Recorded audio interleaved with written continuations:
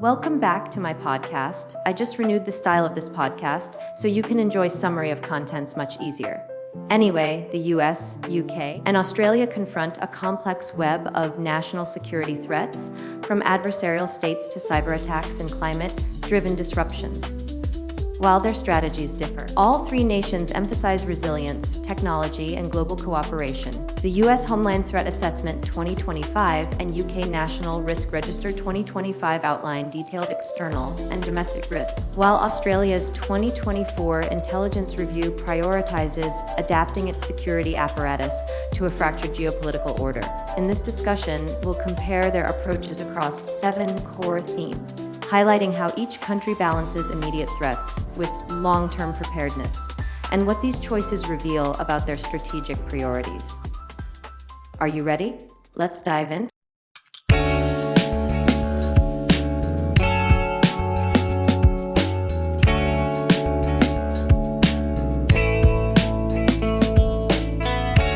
Welcome back to the Deep Dive. As always, we're going deep, bringing you those key insights you really need. No fluff, just the good stuff. And today, we're diving into something that I think will really resonate with you. Today's mission. We're tackling the big security questions, looking at how 3 major allies, the US, the UK, and Australia, see the threats.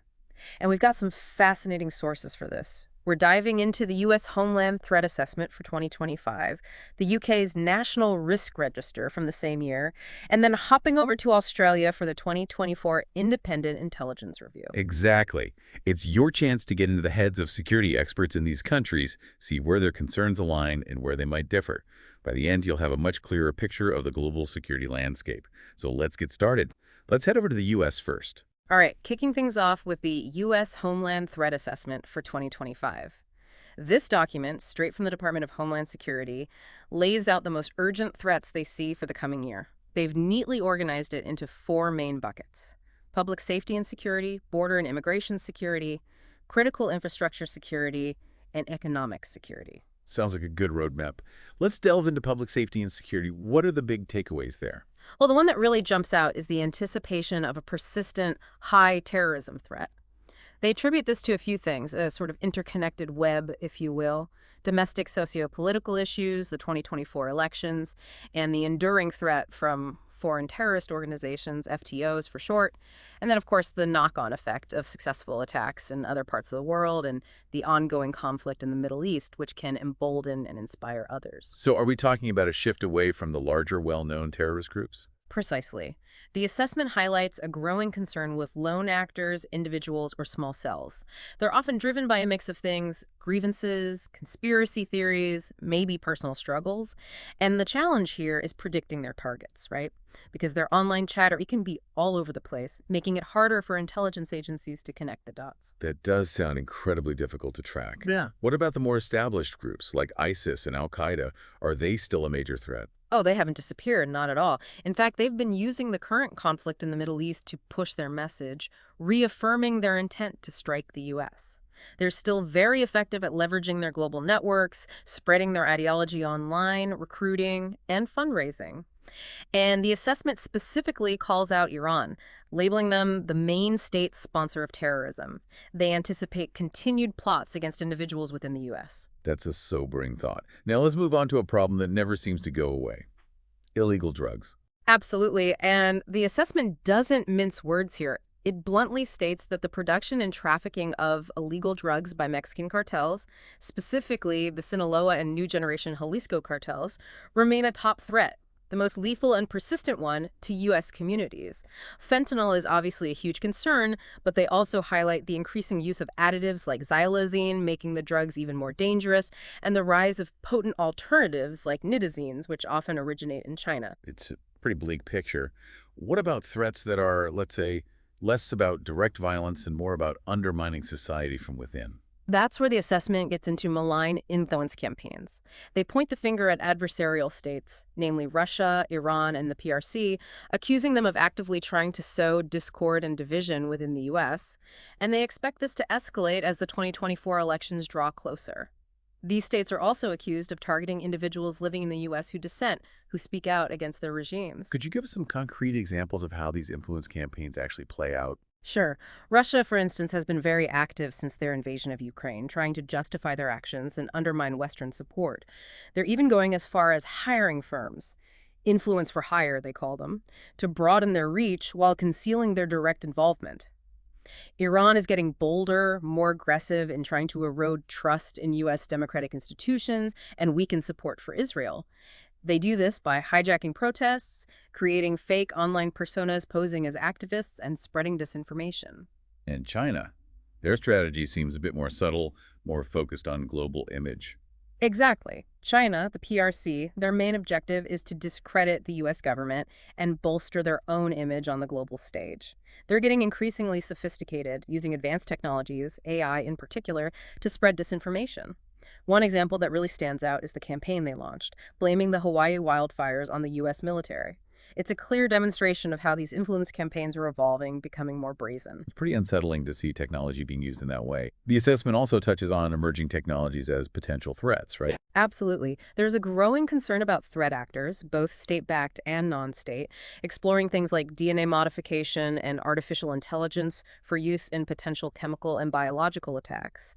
The development and accessibility of unmanned aircraft systems, drones basically, is another worry, as their potential for misuse is significant. Okay, let's shift our focus to border and immigration security, another big area highlighted in the assessment. The overall number of migrant encounters at the U.S.-Mexico border is still high, although it has dipped a bit since December 2023, possibly due to increased enforcement in Mexico and some changes in U.S. asylum policies.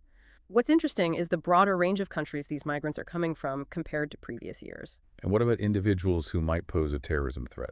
Encounters with people on the terrorist screening dataset, which is basically a watch list of known or suspected terrorists, at both the U.S.-Mexico and the U.S.-Canada borders have gone down since January 2024 after a period of increase. And there's an interesting distinction here. Most encounters at the U.S.-Mexico border are illegal crossings, while many at the U.S.-Canada border happen at official ports of entry, and these individuals often have legal status in Canada. The report also mentions transnational criminal organizations, TCOs. What role do they play? These Mexico-based TCOs are exploiting the border environment to smuggle drugs and people. They use violence, coercion, bribery, and constantly adapt their tactics and technologies to stay ahead of law enforcement. Human trafficking, both for sex and forced labor, remains a significant concern impacting border security, public safety, health, and the economy. Moving on to critical infrastructure security, an area that seems to be gaining more and more attention globally. You're absolutely right, and the assessment is very clear on this. Both domestic and foreign adversaries are likely to continue targeting U.S. critical infrastructure. Cyber attacks, physical attacks, they're both on the table because the potential for cascading failures, the disruption it can cause, is enormous. They're especially worried about state-sponsored cyber actors, specifically the PRC, due to concerns that they're pre-positioning themselves within U.S. systems, preparing for potential future conflicts. And of course, other actors are also looking to disrupt essential services or steal sensitive information. But it's not just nation states we need to be concerned about, is it?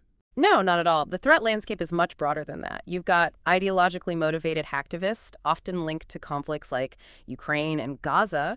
And then you have the financially motivated cybercriminals, the ransomware gangs, who can cause significant damage. Healthcare, manufacturing, IT, finance, even government services, these sectors are all vulnerable to ransomware attacks. The assessment even provides some concrete examples, like the ransomware attacks on a major hospital provider and a payment platform, both of which resulted in significant disruption. And the report also mentioned FTOs targeting infrastructure. What are they doing? They're using their media platforms to call for attacks, encouraging lone offenders to target critical infrastructure like government buildings, embassies, and they're using the conflict between Israel and Hamas as a rallying cry. There's also an ongoing concern about insiders, people with access to critical systems who might be susceptible to manipulation or who might exploit vulnerabilities for their own purposes. And of course, the role of AI in all this can't be ignored. Absolutely. Generative AI is a game changer, and threat actors are already using it to create and spread synthetic media, deepfakes being a prime example, for their influence campaigns. The assessment mentions cases of AI-generated voice messages used to deceive voters and disinformation campaigns launched by Russia and the PRC, including the one about the Hawaii wildfires that we talked about earlier. Right. That really highlights how AI can be weaponized. Finally, the last part of the U.S. assessment focuses on threats to economic security. This section is all about how foreign actors, and again, the PRC is front and center here, are actively trying to undermine U.S. economic competitiveness. They're doing this through supply chain manipulation, unfair trade practices, and the use of forced labor. China's control over critical mineral supply chains is highlighted as a major risk, a vulnerability for U.S. economic security and the development of key technologies. Their recent export controls on certain minerals really underscore this point. And I imagine the theft of intellectual property and sensitive technology remains a big concern. It absolutely does. The PRC and other adversaries are relentless in their efforts to steal valuable information, research, and technology from the U.S., causing significant economic losses. And it's not just happening at the federal level. Even engagements at the state and local level are seen as potential avenues for economic espionage. So that wraps up our look at the U.S. Homeland Threat Assessment. Now let's hop across the Atlantic and see what the UK has to say. The UK National Risk Register for 2025, it's a different beast, but it provides a valuable perspective. It's the public version of their National Security Risk Assessment, and it covers a much wider range of threats, both malicious and non-malicious. A key feature is that they look at both the likelihood and the potential impact of each risk, and they provide a reasonable worst-case scenario for each. It's interesting that they include non-malicious risks. It shows a much broader approach to potential crises. Yeah, they've definitely learned from past events, like the COVID-19 pandemic, and incorporated those lessons into their risk assessment methodology. This document is meant for a wide audience: professionals, businesses, the general public. They even have local community risk registers available. How do they actually go about defining likelihood and impact? For likelihood, they use a scale of 1 to 5, with 5 meaning there's a greater than 25% chance of that worst-case scenario happening within the time frame of the assessment.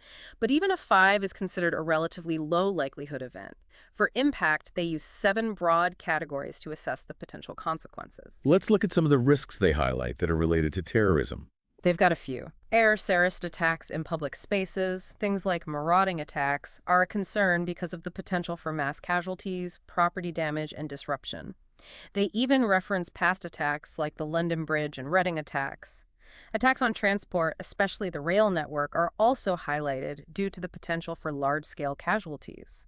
They also consider malicious acts targeting aviation and strategic hostage-taking as serious terrorism-related risks. And what about attacks on critical infrastructure within the UK? Cyber attacks on their gas infrastructure are a big worry. They could lead to widespread loss of supply and even casualties due to things like lack of heating or disruption to medical care. They also acknowledge the possibility of conventional attacks on their electricity infrastructure, although they see that as less likely. But they do point out that it could cause significant disruption that could take weeks to fully recover from. Even a conventional attack on a civil nuclear facility, while considered highly unlikely, is on their radar because of the potential for a release of radioactive material. It seems like cyber threats are a major focus for all 3 of these countries. Yeah, they're definitely top of mind for everyone. The UK Register, beyond the gas infrastructure example, also lists more general cyber attacks on infrastructure that could disrupt operations or lead to data loss, attacks on ports that could cause severe disruption to shipping, and attacks on telecommunications infrastructure that could knock out mobile and fixed line connections. And they explicitly state that certain states have the capabilities to carry out such attacks. Cyber attacks on financial institutions, which could prevent people from accessing their accounts, are another concern. What about those risks that involve states or geopolitics but aren't direct attacks? They have a whole section dedicated to those. Things like disruptions to global oil trade routes, which could lead to huge price spikes and impact the global economy. They've also got their eye on space. They talk about collisions creating debris fields that could disrupt satellites and that could have cascading effects on communication, finance, government services, you name it. And then there are the potential failures within their own systems. They consider the failure of their national electricity transmission system or gas supply infrastructure as major risks, and they even talk about the possibility of nationwide blackouts in the worst-case scenario. Other risks they highlight include the simultaneous loss of fixed and mobile communications in a region, malicious drone incidents like the one at Gatwick Airport, and even a conventional military attack on the UK itself or their overseas territories. It's really impressive how comprehensive their assessment is. They don't just focus on intentional attacks, but also consider systemic failures. Yeah, that's a hallmark of their all-hazards approach to risk management. They also don't shy away from longer-term risks like climate change and antimicrobial resistance, and they even acknowledge emerging risks like the potential for AI to be used for spreading misinformation or disrupting the economy. They've even got a website, gov.uk Prepare, which provides advice to individuals and communities on how to prepare for emergencies. So the UK's register really paints a picture of a country that's aware of a wide range of potential crises, both natural and man-made. Now let's head south and look at what Australia has to say in their 2024 Independent Intelligence Review. This one seems to be less of a direct threat assessment and more about taking stock of their intelligence community. That's a good way to put it. The Australian Review is all about making sure their National Intelligence Community, or NIC, is up to the task, especially in what they describe as a very challenging global environment. They acknowledge that their intelligence agencies are capable and doing good work, but they do identify areas for improvement, particularly in integration, coordination, the adoption of new technology, and the strengthening of partnerships. So it sounds like better integration within the intelligence community itself and also with the rest of the government is a key takeaway. Definitely. They really emphasize the need for intelligence to be seamlessly integrated with other parts of the government, and they highlight the importance of using intelligence proactively as a tool of statecraft. The review lays out 4 main challenges for the NIC: being prepared for future crises and conflicts, successfully integrating new technologies like AI, investing in both international and non-government partnerships, and making sure they can recruit, retain, and train a highly skilled workforce. They also point out that they still need a single, comprehensive law governing electronic surveillance powers. What are some of the big global trends they see impacting their intelligence community? They talk about a few things. First, the shifts in global power and the intensifying competition between nations, diplomatic, military, economic, technological, cyber, you name it. They also say a major regional conflict is no longer out of the question and point to the increasing use of coercion, disinformation, and propaganda in the Indo-Pacific region. This competition, they argue, is even extending to the basic rules of international conduct. And the growing alignment between China and Russia is something they specifically call out, right? Yes, they see the closer ties between China and Russia and the deepening relationships between Russia, Iran, and North Korea as a worrisome development, forming what they call a loose bloc of autocratic states. They also discuss the growing competition in trade, finance, and technology, with countries becoming more focused on economic security and prioritizing their own interests. And how do these global trends translate into domestic concerns for Australia? They talk about a surge in cyberattacks, espionage, foreign interference activities, and threats against diaspora communities within Australia.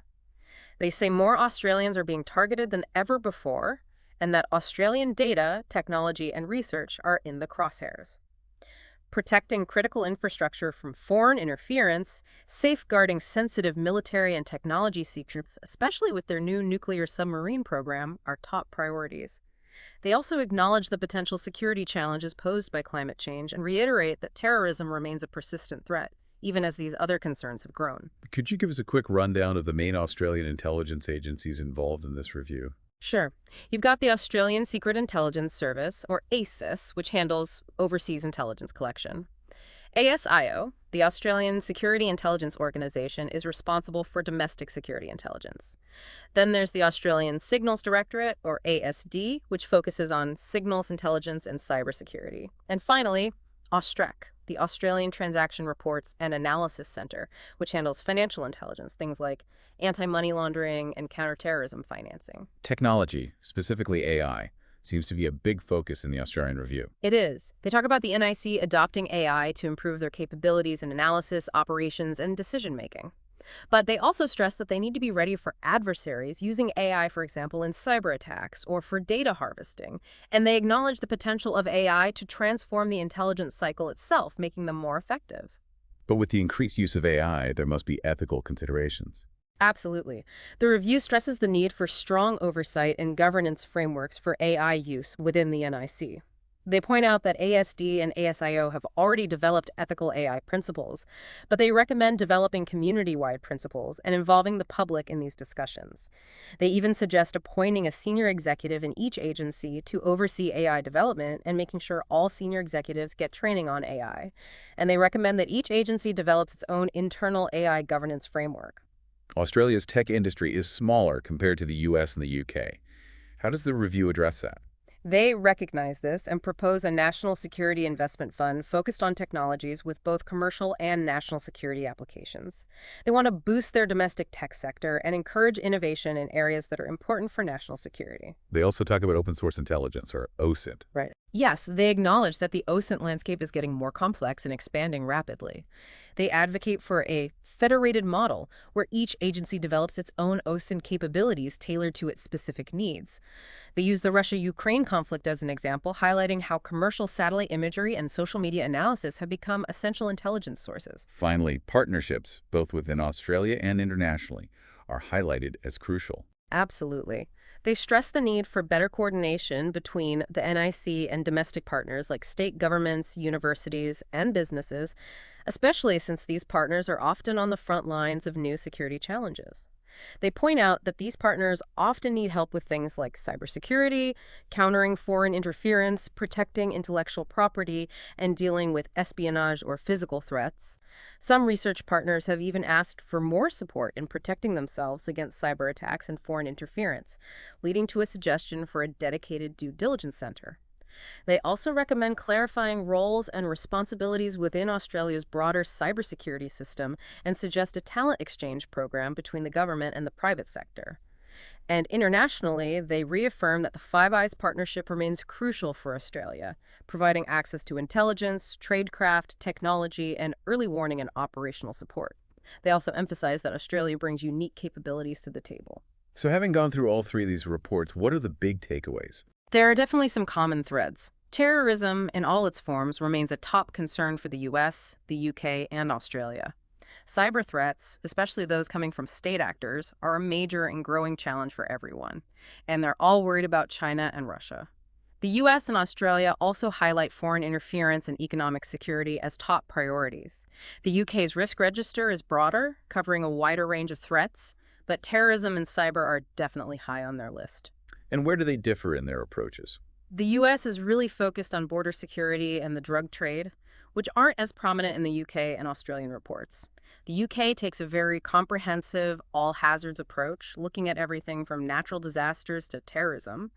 Australia's review is more inward-looking, focusing on the effectiveness of their intelligence community and how they can improve. And the format of the reports is quite different, isn't it?